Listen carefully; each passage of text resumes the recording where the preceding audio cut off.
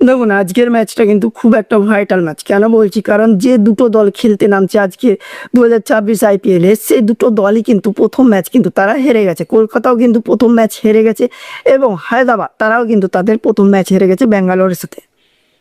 তো সেদিক থেকে কিন্তু আজকে দুটো দলই কিন্তু মরিয়া হয়ে থাকবে জিতার জন্য। কিন্তু আজকের ম্যাচ কে জিতবে এটা তো অবশ্যই তোমার কমেন্টে জানাবে, কিন্তু আমি বলে দিচ্ছি আজকের ম্যাচ কিন্তু জিতবে সানরাইজ হায়দ্রাবাদ। হ্যাঁ, ঠিকই শুনছেন, সানরাইজ হায়দ্রাবাদ।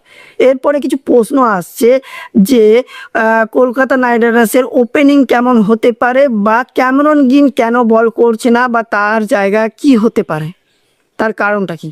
তো প্রথমেই বলি, যখন ক্যামেরন গ্রিনকে তাদের দেশ থেকেই মানা করে দিয়েছে, সে কিন্তু বল করবে না, শুধু ব্যাট করবে। যদি সেরকমই হয় তাহলে তাকে এত টাকা দিয়ে কেনার কি মানে, এটা এখনও বুঝতে পারছি না।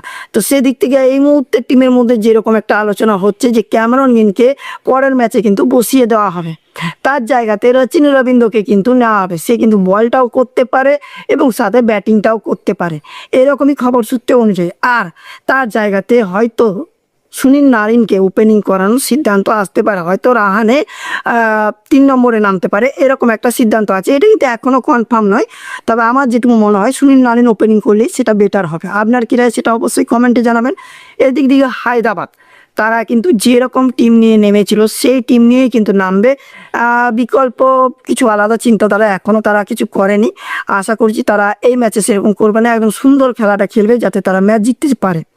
আমার মনে হয় হায়দ্রাবাদই ম্যাচটা জিতবে। আপনার কি রায় অবশ্যই সেটা কমেন্টে জানাবেন।